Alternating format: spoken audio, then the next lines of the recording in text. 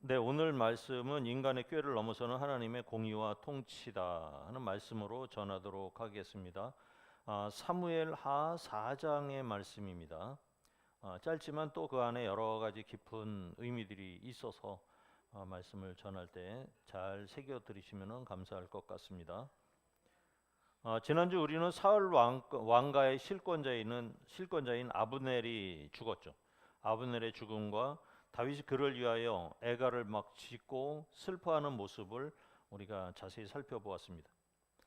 사울의 왕가의 기둥 같았던 아브넬이 사라지자 사울의 아들 이스보셋과 북쪽 지파들은 커다란 혼란과 공포에 빠지게 됩니다. 권력의 중심이 무너지는 순간 사람들은 저마다 살아남기 위한 계산을 시작합니다.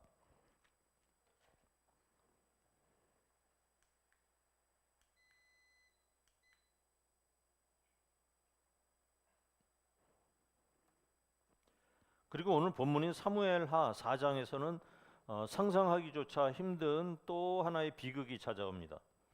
바로 이스보셋 왕이 자신의 신하들에게 잔인하게 죽임을 당하고 그의 머리가 다윗에게 전달되는 사건이 발생을 하게 됩니다. 지난주 아브넬의 죽음으로 사울 왕가가 흔들렸다면 이제는 그 왕가가 완전히 무너져 내리는 그런 직전의 상황이 연출이 되고 있습니다.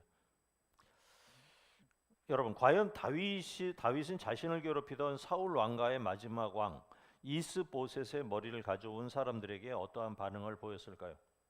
인간적인 눈으로 본다면 원수가 사라졌으니 기뻐하고 즐거워하며 그들에게 상을 내리는 것이 큰 마땅하고 당연해 보이기도 합니다. 그러나 성경은 우리가 예상하는 정반대의 방향으로 이야기를 끌고 가고 있습니다.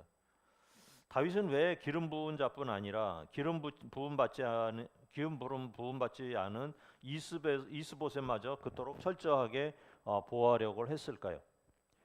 그리고 하나님께서는 아무런 권력도 없던 한 사람의 무고한 죽음을 통해 오늘 우리에게 올라온 어떤 놀라운 반전과 결론을 준비하고 계실까요? 오늘도 말씀을 통해서 주님이 보여주실 공의의 결말을 함께 같이 알아보기를 바랍니다. 1절을 다 같이 보겠습니다.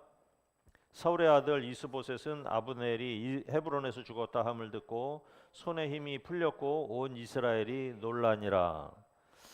사울 왕가의 마지막 남은 왕 이스보셋은 권력의 실세이자 군대의 기둥이었던 아브넬이 죽었다는 소식을 들었어요. 이때 성경은 그의 상태를 손에 힘이 풀렸다라고 묘사를 하고 있습니다. 그러니까 손에 힘이 풀렸다는 것은 단순히 몸에 기운이 빠지고 맥이 탁 풀렸다는 것은 그런 뜻을 넘어서서 그의 삶을 지탱하던 모든 의지와 영적 정신적인 지주가 무너지고 그 다음에 본인이 갖고 있던 무장이 한순간에 다 해체되고 마는 그런 내용을 뜻하는 것입니다.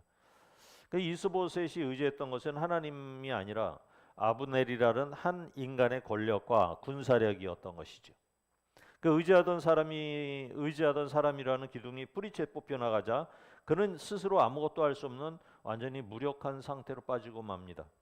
그를 바라보던 온 이스라엘 백성들은 역시 지도자의 무능과 불안 속에서 커다란 혼란과 공포에 빠지게 됩니다. 우리가 하나님이 아닌 사람이나 물질, 환경을 삶의 버팀목으로 삼을 때 찾아오는 결말은 바로 이처럼 손에 힘이 풀리는 절망입니다. 내가 의지하던 인간적인 조건들은 언제나 반드시 무너지고 사라지게 마련입니다. 세상의 기둥이 흔들릴 때 여러분들은 마음을 어디에 두고 계십니까? 사람의 힘에 기대어 살아가는 인생은 그 사람이 사라지는 순간 무너지지만 영원하신 하나님을 의지하는 인생은 어떠한 풍파 속에서도 결코 흔들리지 않습니다. 오늘 내 삶에 손에 힘을 빼게 만드는 세상의 의지처, 우리가 의지하는 것들을 다 내려놓으시고 만군의 여호와 하나님만 절대적인 반석으로 삼기를 결단합시다. 2절입니다. 사울의 아들 이스보셋에게 군지기관 두 사람이 있으니 한 사람의 이름은 바나요 한 사람의 이름은 레갑이라. 베냐민 족속 부에롯 사람 림몬의 아들들이더라. 부에롯도 베냐민 지파에 속하였으니. 그러니까 이스보셋에게 남아 있는 이제 두 명의 왕을 호위하고 지켜야 하는 군대에 두 지휘관이 있었어요. 바나와 레갑이었죠. 그들은 사울과 같은 베냐민 지파에 속한 사람들이었다라고 이야기합니다. 성경이 이들의 출신 지파와 가문을 상세히 밝힌 이유는 이들이 혈연적으로나 명분으로나 사울의 가문에 충성을 다해야 마땅한 그런 집안이었음을 강조하기 위한 것이었죠. 그런데 이 사람들은 나라가 기우는 것을 보면서 왕을 지키기는커녕 자신들의 안위와 출세를 위해서 사악한 꾀를 내기 시작합니다. 그들은 더 이상 충성스러운 신하가 아니요 기회를 엿보는 기회주의자고 배신자의 모습으로 바꿔가고 있었습니다. 가문이 같고 또 신분이 높고 또 높은 직분을 맡았다고 해서 반드시 신실한 사람이 되는 것은 아니죠. 바나와 레갑처럼 가장 가까운 자리에서 혜택을 누렸던 자들이 나라가 기울 때 가장 먼저 배신의 칼을 뿜을 수 있는 것이 인간의 간사함입니다. 오늘 우리는 주님의 몸된 교회와 가정에서 어떠한 모습으로 서 있습니까? 우리나라도 구한 말에 나라가 망해갈 때 가장 먼저 왕을 향해서 칼을 돌리고 나라와 민족을 배신했던 사람들이 멀리 있었던 사람들이 아니에요.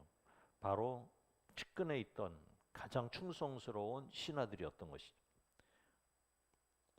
그러니까 형편이 좋을 때만 충성하는 기위자가 아니라 상황이 어렵고 불리해질지라도 하나님과 성도들 앞에서 끝까지 신의를 지키는 충성스러운 종이 되어야 합니다.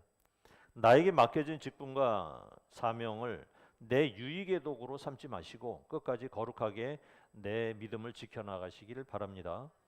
3절입니다. 일찍이 부에로 사람들이 깃다임으로 도망하여 오늘까지 거기에 우거함이더라. 위에 절이 없었나요? 3절. 3절이 빠졌군요. 네네, 좋습니다. 제가 한 번 더 읽겠습니다. 일찍이 부에로 사람들이 깃다임으로 도망하여 오늘까지 거기에 우거함이더라. 그래서 이제 부에로 사람들에 대한 이야기가 계속되고 있어요. 오늘은 성경이 짧기는 하지만 이게 또 부에로 사람들에 대한 이야기를 계속 이제 언급을 하고 있습니다. 그냥 성경을 우리가 읽고 지나칠 때 겉으로 보면 그다지 중요해 보이지 않는 것 같은 이야기인데 여기에는 중요한 메시지가 있어요. 한번 오늘 그걸 같이 살펴보겠습니다. 첫 번째가 이제 여호수아 시대였습니다. 여호와의 이름으로 맺은 거룩한 언약 약조라고 있었습니다. 부에로 사람들의 역사는 어디까지 올라가냐면 여호수아서 9장 17절 올라갑니다. 같이 읽어볼까요? 이스라엘 자손이 행군하여 셋째 날에 그들의 여러 성읍에 이르렀으니 그들의 성읍들은 기브온과 그비라와 부에롯과 기랏 여아림이라. 그러니까 본래 이 사람들은 가나안 땅에 이제 기브온 연합체였어요. 거기에 부에롯이라는 부에롯이라는 그 부족 이름이 분명히 뜨죠. 그 이스라엘이 이제 가나안 정복 당시에 이 연합체 기브온 연합체 사람들이 헌옷을 입고 떡을 곰팡이 난 떡을 들고 왔었던 적이 있었죠. 그래서 사절단처럼 속여서 여호수아와 화평 조약을 맺었던 일이 있었어요. 그런데도 그냥 비록 인간적인 속임수가 섞여 있었으나 이스라엘은 여호와의 이름으로 이들을 진멸하지 않고 보호하겠다 이렇게 맹세를 했어요. 그 당시에 하여튼 속여가지고 그렇게 됐어요. 나중에 알고 보니까 바로 옆에 있는 부족들이었던 것이었죠. 하나님의 공의라는 것은 여호와의 이름으로 선포된 약속을 신실하게 지키는 데서 시작되는 거예요. 그러니까 공의라는 게 무엇이냐? 공의라는 게 그렇게 약속이 지켜졌음에도 불구하고 하나님 이름으로 맺어진 그 공의의 약속을 파기하면 안 된다는 얘기예요. 그러니까 약속을 신실하게 지키는 데서 시작되는 게 공의예요. 하나님은 이 약속을 지켰고 부에롯 거민들은 이스라엘 안에서 이제 이스라엘 사람들과 더불어서 부에롯 거민들하고 기브온 주민들하고 같이 살았어요. 그리고 한동안 이제 뭐 성전에 물을 패는 자, 물 깃는 자 해서 기브온 족속들의 이름이 계속 등장을 했어요. 그 다음 장에 보시면은 이제 두 번째가 사울 왕 시대에는 그럼 무슨 일이 있었느냐? 상당히 이제 시간이 지난 다음에 어떤 일이 있었느냐? 사울 왕이 등극했을 때 비극이 시작됐던 거예요. 사울은 하나님과의 약속이나 거룩한 언약보다 자기 왕권을 단단히 다지는 것과 베냐민 지파의 유익이라는 인간의 정의를 앞세웠던 거예요. 그래서 사울은 이스라엘을 향한 잘못된 열심으로 인해 가지고 약조를 깨뜨리고 부에로스 사람들을 포함해서 기브온 사람들을 학살하며 땅을 빼앗았어요. 그러니까 땅을 빼앗기 위해서 그 기브온 사람들을 학살을 했던 거예요. 그때 살아남은 부에로 사람들이 고향을 잃고 어디로 갔느냐? 가다임이라는 곳으로 피난을 떠났다는 거예요. 그래서 우고하는 자 나그네처럼 떠들이하면서 그렇게 살아가는 원한의 세월들을 보내게 돼요. 그러니까 짧은 시간 동안이죠. 사울 때 이 일이 일어났으니까 인간의 눈앞의 이익보다 정적 제거를 위해서 하나님과 맺은 약속을 버릴 때 그 땅에는 무고한 피와 상처가 쌓이게 된다는 것입니다. 그 세 번째는 이제 이스보셋 시대에는 어떤 일이 있었느냐? 복수심을 하나님의 뜻으로 포장하는 비극이 생기고 말았죠. 그 오늘 본문이 그 얘기를 얘기하고 있는데 부에롯의 후손인 레갑과 바하나가 등장을 한 거예요. 이때 사울 왕가가 무너지자 이들은 사울의 아들 이스보셋의 안방에 침투해서 그를 암살합니다. 그런데 이들의 암살 뒤에는 사울 왕가에게 빼앗겼던 고향과 조상들의 억울한 피해에 대한 복수심이 이렇게 저변에 깔려 있는 거예요.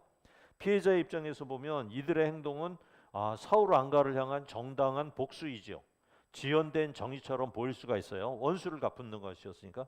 심지어 이들은 다윗에게 찾아와 하나님이 원수를 갚아주셨다 하며 자신의 살인을 거룩한 신앙으로 쫙 포장을 하고 다윗한테 왔잖아요.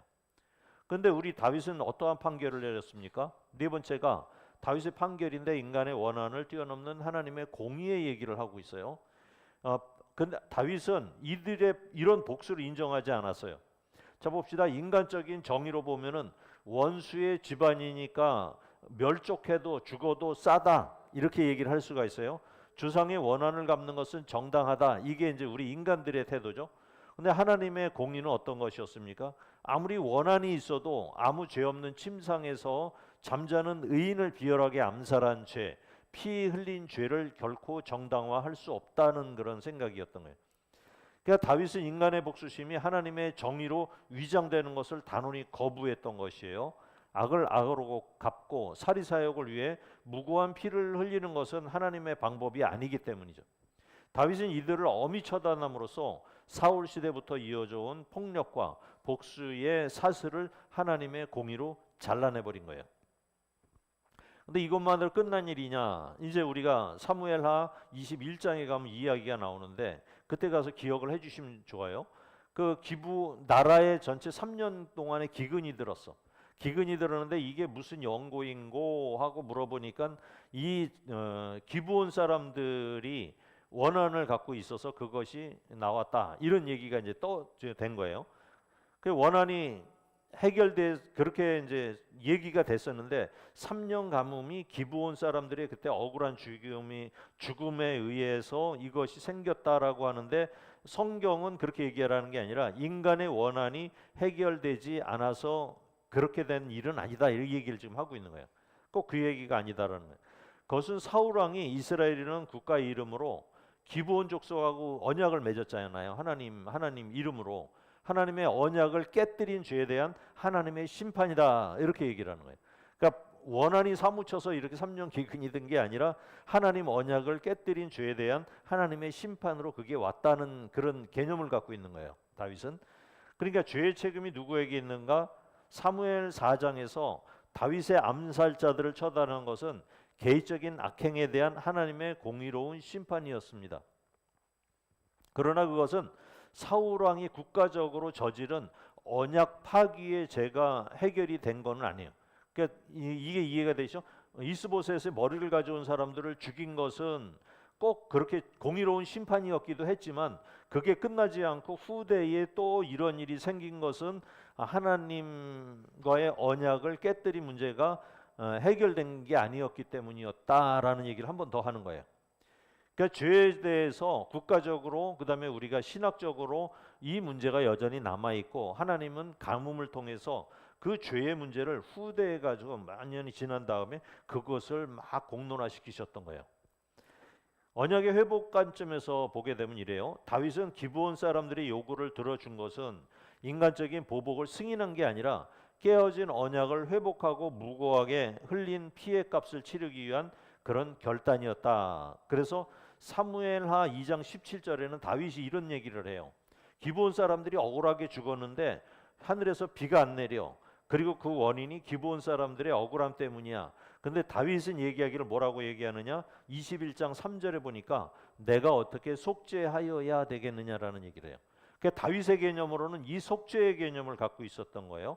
다윗은 이 고통의 과정을 통해서 죄의 문제가 온전히 해결되고 하나님의 진노를 그치게 했다는 거예요. 그때 가서 이제 완전히 그쳤다는 얘기예요. 그러니까 우리가 보는 관점에 따라서 인간의 정의가 수시로 달라져요. 사울에게는 지파의 유익, 내 가족, 내 지파, 이스라엘이 정의였어요. 그래서 누가 죽든지 간에 상관없어. 그런 것이었고요. 또 레갑과 바나에게는 조상의 원한을 갚는 것이 정의였어요. 그 사람들은. 그런데 인간의 정의는 이렇게 갚다 보면은 또 피를 부르고 배신을 낳잖아요. 그러니까 오직 하나님의 공의만이 이 비극의 고리를 중간에 딱 끊어버릴 수가 있다는 얘기를 하는 거예요. 그러니까 하나님의 공의는 아무리 그럴듯한 명분이 있어도 불의한 수단을 용납하지 않으시는 거예요. 내 원한을 갖기 위해서 타인의 생명을 해치는 것을 거절하신 게 하나님의 뜻이었어요. 오늘 우리도 내 삶의 억울함이나 이익을 명분 삼아서 세상의 비열한 수단을 선택하고 있지는 않는가, 이걸 생각해 보는 거죠.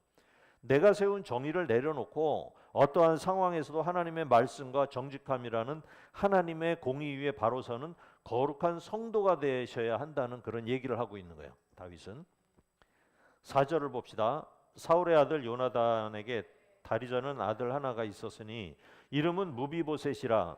전에 사울과 요나단이 죽은 소식이 이스라엘에서 돌려올 때에 그의 나이가 5살이었는데 그 유모가 안고 도망할 때 급히 도망하다가 아이가 떨어져 절개되었더라. 긴박한 지금 이스보셋 암살 사건이 쫙 펼쳐지고 있어요. 그런데 갑자기 생뚱맞게 4절에서는 무비보셋 얘기가 딱 나와요. 그러니까 이스라엘의 마지막 왕이 이제 죽었어요. 죽었는데 무비보셋 얘기가 나와. 그 얘기를 갖다가 이제 여기서 이제 그렇게 하고 있는 거예요. 그러니까 원래 이제 이 당시에는 왕이라는 사람은 어때야 됩니까? 키 크고 잘생기고 목소리도 좋고 그다음에 통치권도 있어야 되고 무예도 뛰어나고 막 이런 영웅과 같은 사람들이 등장을 해가지고 나라를 다스리는 시대였다는 것이에요. 그러니까 그렇게 해야 되는데 사울 왕가에서 이제 남은 사람은 누구야? 두 다리를 절어서 혼자서는 거동을 할 수 없는 그 무비보셋 한 사람만 남았다라는 얘기를 지금 여기서 쓰고 있는 거예요. 이건 뭘 얘기하느냐면은 인간이 자랑하고 애쓰고 세우려 하고 있는 세상 왕국, 사울의 왕국은 그런 개념이었잖아요. 인간이 잘생기고 키 크고 멋있는 사람을 백성들이 다 세우게 해달라고 해서 세운 게 바로 그 사울의 왕국이었잖아요. 그런데 그 왕국의 마지막 남은 왕자가 그렇다는 거야. 그래가지고 이제는 본격적으로 한 나라의 허망한 정나라를, 결말이 허망해진 그런 것을 적나라하게 보여주는 모습을 4절에서 명시한 거예요. 성경은 이를 통해서 인간의 혈통이나 세상의 정통성을 통한 왕권 재건의 가능성이 이제 끝났다. 오직 하나님이 선택하신 다윗에게로만 왕권이 넘어간다 하는 것을 드러내기 위해서 4절의 문장이 들어간 거예요. 그런데 이게 절망적이잖아요. 사울 왕가에는 절망적이에요. 다리를 절지도 못해. 그러면은 죽어야 돼. 그잖아요. 왕족이었어. 그러면 당연히 죽어야 되잖아요. 다윗 정권이 들어서려면은. 그런데 여기에서 이제 반전이 생기는 거예요. 그래서 영원히 이제 다윗이 사울 왕족의 핏줄 한 사람 무비보셋을 살려놓고 요나단과의 언약을 지키기 위해서 무비보셋을 영원토록 다윗 왕의 식탁, 어린 왕자들하고 먹는 그 식탁에 무비보셋 참여를 시켰다는 거예요. 그러니까 도저히 살아날 수 없는 그런 인간이잖아요. 그 스스로도 행동을 못하고 그렇다고 왕족으로서 살아남을 수 있는 가능성이 없는 사람이 그렇게 자기가 장애를 갖고 있는 것을 인정을 하는 바로 그 자리가 왕 대신 예수 그리스도의 은혜가 우리 삶에 찾아오는 가정 회복의 기적의 역사가 시작됨을 또 알려주는 그런 사건이라고 보여지는 거야. 그러니까 우리 같이 이제 우리도 그랬잖아요. 우리 스스로 하나님 앞에 설 수도 없고 우리 스스로 움직일 수도 없는 두 다리를 저는 것과 같은 우리 인생에서 내가 다리가 절고 나는 죽을 죄인이로소이다 하니까 다윗 왕이 그를 살려서 자기 식탁에서 같이 먹었던 것처럼 우리를 구원해 주신 예수 그리스도의 은혜를 바로 여기서 설명해 주고 있는 복선이 깔려 있는 문장이다. 이렇게 보시면 돼요. 5절입니다. 부에로 사람 림몬의 아들 레갑과 바하나가 떠나 볕이 쬐을 때쯤에 이스보셋의 집에 이르니 마침 그가 침상에서 낮잠을 자는지라. 계속 이야기가 이제 진행이 되죠. 이제 주변 상황을 다 이제 설명을 하고 난 다음에 이야기는 다시 그대로 돌아가서 시작합니다. 이게 4절에서는 레갑과 바하나라는 사람은 중동 지방을 가보면 알겠지만은 낮 시간이 너무 무더워요. 지중해를 끼기도 하고 그다음에 낮에는 40도 막 40도를 육박을 막 해요. 그렇게 40도 우리도 40도인데 그런데 이 중동 지방은 낮에 자요. 사람들이 너무 더워가지고 어떻게 뭐 일을 할 수가 없어. 우리도 이제 40도 올라갈 때 나가 보셨으면 알지만은 일을 하는 건 불가능해요. 그러니까 이때는 그 중동 지방에 가면 전체가 다 잠을 자요. 몇 시간 동안 킁킁거리면서 시원한데 에어컨 틀기도 하고 그늘에 바람이 통하게 해가지고 어서 잠자는 시간에. 그러니까 볕이 쬐을 때쯤에 이 두 사람이 갔다. 이건 뭐냐면은 남들 다 자는데 그 시간에 몰래 갔다는 얘기를 한 거예요. 그 얘기하는 거예요.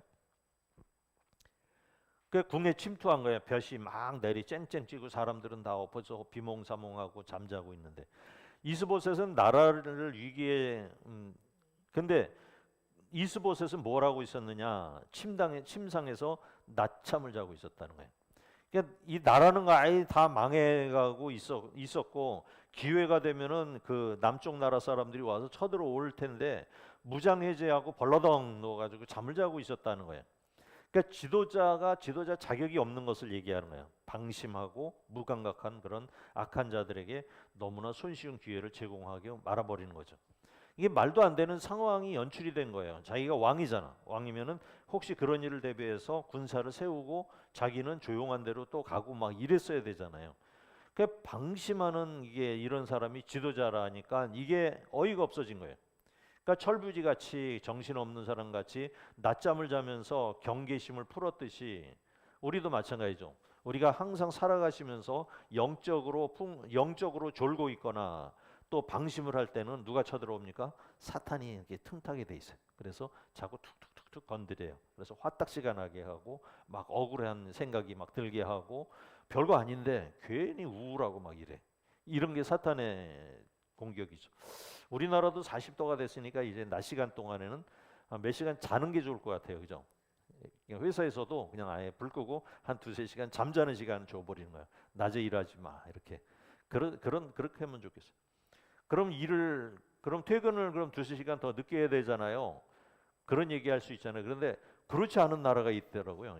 제가 기억하기로는 이집트 쪽인데 이렇게 아침에 출근하잖아요. 출근하면은 아침에 가서 이제 출근해가지고 조금 일을 봐. 그러면 이제 한 11시나 12시쯤 되면 더워. 그럼 오침 시간에 들어가요. 그래서 두세 시간 자.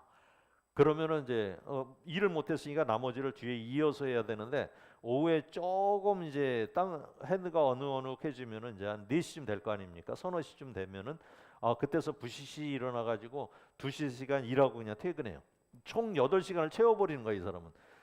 그러면 어떡하냐 그랬더니 나라가 그렇게 돼 있다는 거야, 나라가. 그런 나라도 있어요. 그런데도 잘 살아요. 이집트 잘 살아. 우리도 뭐 너무 이렇게 그냥 죽기 살기로 일하지 않아도 잘 살 것 같은데 그런 날이 올래나 모르겠습니다. 6절입니다. 레갑과 그의 형제 바하나가 밀을 가지러 온 채하고 집 가운데로 들어가서 그의 배를 찌르고 도망하였더라. 그러니까 자기네들은 이제 밀 가져온 거예요. 군량미 가지러 왔다 해가지고 이제 왕궁이었겠죠.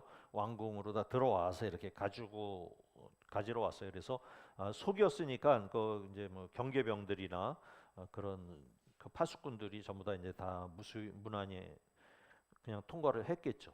그렇게 들어와 가지고는 자기의 왕이잖아요. 자기 주군이잖아. 근데 주군의 배를 갖다가 푹 찌르고 도망했다는 얘기.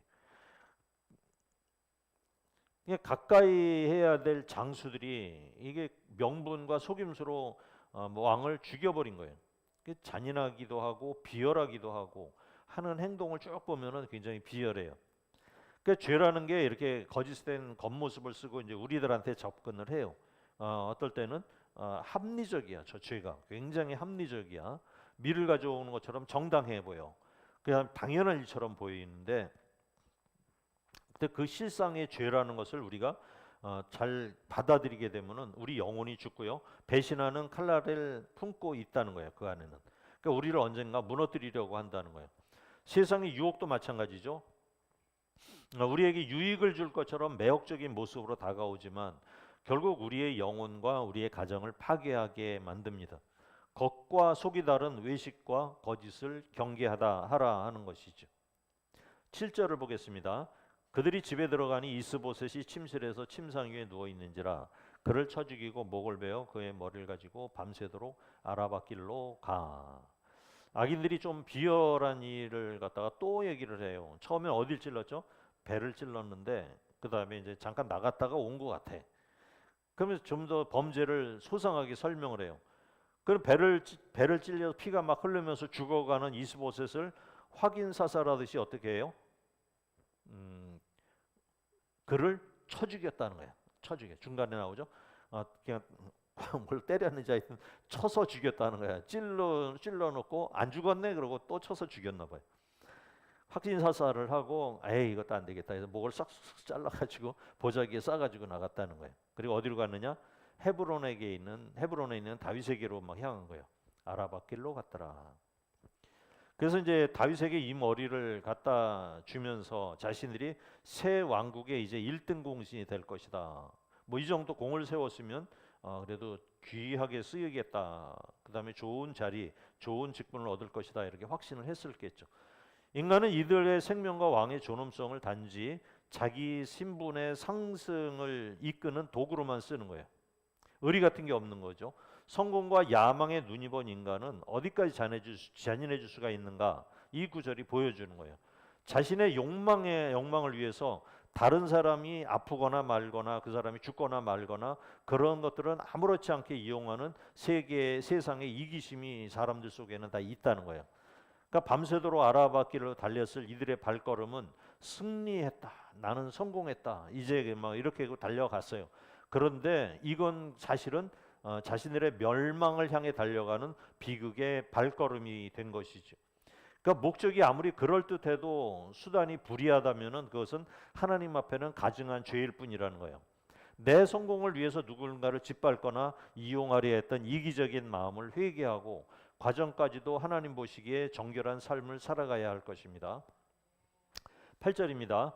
헤브론에 이르러 다윗 왕에게 이스보셋의 머리를 들이며 아뢰되 왕의 생명을 해하려 하던 원수 사울의 아들 이스보셋의 머리가 여기 있나이다. 여호와께서 오늘 우리 주 대신 왕의 원수를 사울과 그의 자손에게 갚으셨나이다 하니. 그러니까 레갑과 바나가 이제 다윗 왕한테 이제 이스보셋의 머리를 탁 꺼내놓으면서 당당하게 외칩니다. 이 머리가 왕의 원수입니다. 자신들의 비열한 암살 행위를 뭐라고 이제 합니까? 여호와께서 오늘 왕의 원수를 갚아주신 거룩한 역사의 날입니다. 이렇게 포장을 해버려요. 그 자신들의 피비린내 나는 살인과 야망을 하나님의 뜻과 심판이라는 이름을 정당화하려는 거예요. 이는 하나님의 이름을 자신의 사리사욕을 채우기 위해서 함부로 이용하는 영적인 잘못이라고 보여주면 되겠죠. 우리도 마찬가지죠. 종종 내 욕심과 이기적인 결정을 할 때 하나님의 뜻을 이렇게 끌어들일 수도 있어요. 거룩한 라벨을 붙일 때고요. 그래서 이제 내 뜻대로 일이 풀리면 하나님이 역사하셨다. 실제로는 내 야망을 이룬 것일 때도 있죠. 옛날에도 이제 그런 얘기를 한 적이 있어요. 하나님, 이번에 땅을 어디를 보면은 좋을까요? 땅을 그래서 이제 생각이 나서 그 땅을 샀어. 사는데 하나님, 이 땅이 개발이 돼서 20배의 열매가 맺게 하여 주옵소서. 그랬더니 진짜 거기가 개발이 돼서 20배에 됐어. 그러니까 1억을 가지고 20억을 만들었어. 이게 하나님의 뜻입니다. 이러는 사람들을 많이 봤죠. 이런 것들이 이제 잘못된 기도의 예죠. 잘못된 기도의 예죠. 9절입니다. 다윗이 부에로 사람 림몬의 아들 레갑과 그의 형제 바나에게 대답하여 그들에게 이르되 내 생명을 여러 환난 가운데서 건지신 여호와께서 살아계심을 두고 맹세하노니. 그러니까 암살자들의 말을 들은 다윗의 첫 마디는 예상과는 완전히 달랐죠. 다윗은 그들이 기대했던 포상이나 칭찬 대신 서슬퍼런 여호와의 살아계심을 두고 맹세합니다. 다윗은 자신의 삶을 정의하면서 내 생명을 여러 환난 가운데서 구원하신 여호와라고 선포를 하고 있어요. 그러니까 다윗에게 승리하는 것과 그 다음에 왕이 되는 것, 이런 것은 누군가를 험담하거나 암살하는 인간의 비열한 꾀로 얻어지는 것이 아니라는 얘기예요. 오직 환난 중에서 자신을 건지신 하나님의 손길로만 이루어진다는 것을 다윗은 깨닫고 있었던 거예요. 요즘 시편 계속 보면서 그 얘기 나오죠. 시편에도 아침에 이제 시편 그 강의하는 걸 들어보시면은 다윗이 그런 얘기를 굉장히 많이 해요. 하나님이 나의 방패시다, 나의 산성이시다 하는 얘기를 하고 있어요. 그러니까 다윗의 신앙 고백은 악인들의 간사한 생각을 다 파괴해 버리고 말아요. 그러니까 여러분들에게는 여러분의 삶을 지금까지 지키시고 이끌으시는 분이 누구시었습니까? 그러니까 세상의 편법이나 사람의 도움이 아니라 오직 만군의 하나님 여호와이셨을 겁니다. 다윗처럼 내 생명의 환난에서 구원하신 여호와에 대한 확고한 고백이 있는 사람, 우리에게는 그런 고백이 있어야 돼요. 내 삶을 나를 이끌으셨던 분은 여호와 하나님이셨습니다라고 이렇게 고백을 하는 사람은 세상의 비열한 유혹이나 불의한 제안에 쉽게 흔들리지 않는 것입니다. 또 하나님이 나를 지키신다는 신뢰가 있을 때 우리는 하나님이 나를 지키시는데 저렇게 편법으로다가 뭐 이렇게 하려고 하는 것에 대해서 거절할 수 있는 그런 성결한 자존심을 갖게 만드는 거예요. 내 인생의 주권이 오직 하나님께 있음을 고백하며 살아갔으면 좋겠습니다. 10절입니다. 전에 사람이 내게 알리기를 보라 사울이 죽었다 하며 그가 좋은 소식을 전하는 줄로 생각하였어도 내가 그를 잡아 시글락에서 죽여서 그 소식을 전한 가품으로 삼았거든. 그러니까 다윗은 이제 이 사건을 하고 아주 똑같은 판박이 사건이 시글락에서 있었죠. 그러니까 사울 왕을 자기가 죽였다고 해서 왕관을 가져온 그 아말렉 청년이 있었잖아요. 그 청년이 내가 사울 왕을 죽였습니다 해가지고 한번 이제 출세 좀 해보려 그러다가 그때 이제 그 사람을 죽인 일이 있었잖아요, 다윗이. 그러니까 다윗이 그때나 지금이나 이 기준, 판결 기준이 항상 일관되었던 거예요. 과거 사울의 죽음을 자신의 공로로 삼아서 상을 받으려 했던 그 사람을 처단했듯이 오늘도 이스보셋의 머리를 가져와서 상을 바라는 자들 역시 똑같은 악인에 불과하다는 것을 갖고 있었다는 거예요. 다윗은 과거의 은혜와 경험을 통해서 선과 악을 분별하는 그런 어떠한 영적 기준을 자기가 갖고 있었던 거예요. 이게 젊었을 때부터 그런 얘기를 참 많이 해요. 내가 기름 부음 받은 자를 내 손으로 해하지 않겠다라는 전혀 생뚱맞은 그런 건데 그런 기준을 가지고 살아왔던 거야. 근데 하나님은 그런 기준을 채워주시더라 이거지. 그래서 이제 다윗의 이제 이런 일관적인 태도가 우리에게도 영적 기준을 자꾸 제시를 하는 거예요. 좀 이렇게 막 이래도 좋고 저래도 좋고 하다가 우리가 이제 말씀을 많이 들으면서 이래도 안 좋고 저래도 안 좋은 거네 그러면서 이제 중앙으로다가 이렇게 중심이 어떤 기준이 가운데를 이렇게 뭉치게 되는 거죠. 그걸 영적인 성숙이다 이렇게. 이게 상황에 따라서 기준이 바뀌지 않는 일관성에서 나오는 거예요.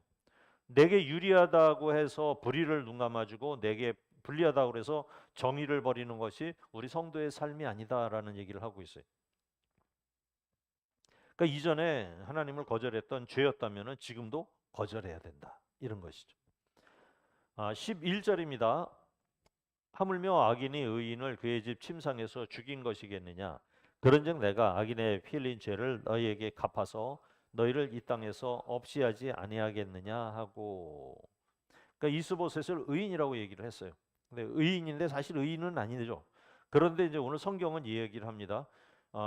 그 레갑과 바하나처럼 그렇게 불의하고 그런 몹쓸 짓을 하는 그런 사람들 사람들은 아니었어요. 그죠? 이스보셋은 좀 멍청하기도 하고 책임감도 없고 리더십으로서는 빵점이었지만 그렇게까지는 그렇지 않았고, 또 죽은 상태가 누워서 낮잠 실컷 자고 그냥 꿈나라에 빠져 있는데 그냥 찔러서 죽인 거 아닙니까? 그러니까 무고한 사람이다 하는 의미로 의인이다 이렇게 기적을 한 거예요. 그러니까 다윗 입장에선 그렇지 않았습니까? 이렇게 되면은 전쟁 안 해도 되잖아. 그죠? 전쟁할 필요가 없잖아요. 그냥 뭐 상대방 왕의 머리를 가져왔어요. 그러니까 대척을 하는 데 있어 가지고 가장 먼저 제거를 해야 될 사람이 바로 이스보셋은 맞잖아요. 그 사람만 제거하면은 나라가 통일이 되는데 그 사람 때문에 통일이 안 되고 있었는데도 불구하고 다윗은 그런 것을 통해서 부음 받지 않은 왕이라 할지라도 무고한 사람을 침상에서 비열하게 살해하는 악행은 묵과할 수 없다. 그러니까 나 좋으라고 하는 일을 했지만 그것이 비열한 일이라면은 묵과할 수 없다. 이 얘기는. 그러니까 다윗이 보호하고자 했던 것은 단순히 기름 부음 받은 자라는 종교적 타이틀만이 아니었던 거예요. 세상에 살아가면서도 의인이다, 의롭다 하는 것에 대한 정의를 갖고 있었던 것이죠. 기름을 부은 사람이든 기름을 부지 않았든 하나님이 창조하신 생명을 무고하게 해치는 그런 불의한 일 자체를 용납하지 않는 것이 하나님의 공의 자체다라고 생각을 하는 거예요. 그 판결을 이제 다윗은 그 기준으로 판결을 하는 모습을 보여주고 있어요. 그래서 이제 다윗은 이런 거예요. 나에게 나의 적군이어도 나와 싸움하는 원수 같은 사람이라도 또 무고한 사람이라도 세상의 연약한 이들까지라도 그들의 생명과 인격까지도 동일하고 귀하게 여기신다는 말입니다. 12절 마지막 절입니다. 같이 보겠습니다. 청년들에게 명령하매 곧 그들이 죽이고 수족을 베어 헤브론 목가에 매달고 이스보셋의 머리를 가져다가 헤브론에서 아브넬의 무덤에 매장하였더라. 다윗은 이제 명령을 내려서 악을 행한 레갑과 바하나를 처형을 합니다. 그리고 그들의 수족 손발을 잘라서 헤브론 목가에다가 이렇게 매답니다. 왜 매달았느냐? 왕을 찌르고 머리를 들고 밤새로 달려온 그들의 불의한 손과 비열한 발을 공의로 심판했다, 재판에서 심판했다 하는 것을 온 이스라엘에게 경고하는 공의의 표식이었던 거예요. 반면하게 비참하게 베어진 이스보셋의 머리는 아브넬의 무덤에 정중히 매장해 줍니다. 그냥 정적이었지만 그 사람 죽음 앞에서 기뻐하며 전리품 취하듯 하지 않았고 왕가의 마지막 길을 정중히 예우함으로써 다윗은 진정한 평화와 공의의 통치자임을 온 이스라엘 앞에 증명을 해내고 있습니다. 불의한 방법으로 승리를 취하려던 자들의 손과 발은 결국 심판을 받고 매달리는 비극으로 끝났습니다. 그러나 하나님의 딸을 기다리며 공의를 지켰던 다윗은 온 이스라엘의 마음을 얻고 명실상부한 왕으로 서게 됩니다. 하나님은 당신의 백성들이 승리를 거두는 것보다 어떻게 승리할지 이걸 더 중요하게 보시는 거예요. 불의와 타협하여 얻은 승리는 수치가 되어 하나님의 말씀대로 참으며 얻은 결과는 영원한 영광이 된다는 사실이죠. 결론을 맺습니다. 세상은 목적을 위해서는 수단과 방법을 가리지 말라 하고 유혹을 합니다. 나에게 유익이 된다면 타인의 아픔이나 불이쯤은 눈 감아도 된다고 속삭입니다. 그러나 오늘 말씀을 통해서 다윗이 보여준 삶의 기준이 분명했습니다. 다윗은 자신의 생명을 구원하시고 왕으로 세우시는 분이 오직 하나님 한 분임을 믿었기에 인간적인 꾀나 불의한 손길을 거절했던 것입니다. 하나님은 불의한 방법으로 이루어지는 승리를 원하지 않으십니다. 기름 부음 받았든 그렇지 않았든 하나님이 만드신 무고한 생명과 정의를 지키는 것이 하나님의 뜻이라는 거죠. 우리는 세상의 비열한 계산법을 버리고 오직 하나님의 공의와 주권을 신뢰하면서 정직한 길을 걸어가야 할 것입니다. 우리가 살아가면서 모든 기준을 어디다 둘 것입니까? 말씀에 두면 돼요. 성경 말씀에 둬야 돼요. 근데 이 말씀을 우리가 어떻게 배우고 있습니까? 말씀을 여러분들 말씀에 순종하십시오. 말씀에 기꺼이 헌신하십시오. 말씀을 믿고 의지하십시오. 라고는 해요. 모든 사람들이 그렇게 얘기를 합니다. 말씀에 순종하십시오. 말씀을 잘 알아야 합니다. 이렇게까지는 얘기를 하는데 무엇이 말씀인지를 가르치지 않는 거야. 하나님의 말씀이 무엇인지를 안 가르치고 이 말씀에 순종하십시오. 나를 순종하십시오. 하나님께 순종하십시오라고만 하는 거예요. 그러니까 정작 중요한 것은 뭐예요? 말씀이 무엇을 얘기하고 있는가를 깊숙이 들어가면서 가르쳐 줘야 되는데 사람들은 이거를 안 가르친다는 얘기죠. 그러면 공의가 어딘 겁니까? 하나님의 언약이 공의라고 그랬잖아요. 그러니까 무엇이 성경에서 이야기하는가를 사람들은 가르쳐야 되는데 이거를 안 가르치고 말씀에만 순종하십시오라고 해요. 읽는 말씀을 읽으라는 거예요. 근데 오늘 4장을 여러분들이 읽었을 때 과연 그 안에서 하나님의 공의가 있고 이럴 것을 갖다 봤습니까? 이 괘씸한 놈, 죽어서 억울하겠다. 이 정도에서 끝나지 않아요. 그런데 하나님의 말씀은 그게 아니죠. 깊이 있게 다윗이 무엇을 하나님으로부터 얻었으며 그런 공의가 다윗의 판단 기준이 무엇이었느냐 하는 것을 갖다가 우리가 성경을 통해서 얻을 수 있어야 되죠. 이것이 저는 말씀이라고 보는 거죠. 말씀은 말씀 한 절 한 절을 파고 들어갈 때 진정으로 하나님의 능력이 역사한다. 이렇게 보여집니다. 그러면은 우리는 그렇게 살면은 돼요. 그런데 친히 우리의 삶을 높이시고 구원하실 때까지 기꺼이 하나님의 방법만을 고수하는 그런 결단을 우리가 할 것이냐 말 것이냐만 결정하면 돼요. 하나님의 말씀에 내가 빠져들겠습니다. 하나님의 말씀대로 살겠습니다. 근데 말씀대로 살아라가 아니라 말씀이 무엇을 얘기하는지 내가 더 깊이 성경을 상고하고 말씀을 공부하도록 하겠습니다. 이렇게 가야 되는 거죠. 이렇게 사시는 우리 성도님들이 되시어서 하나님의 주시는 공의의 복을 받아 누리시는 여러분들이 되시길 예수 그리스도의 이름으로 간절히 기도합니다. 아멘. 기도하겠습니다.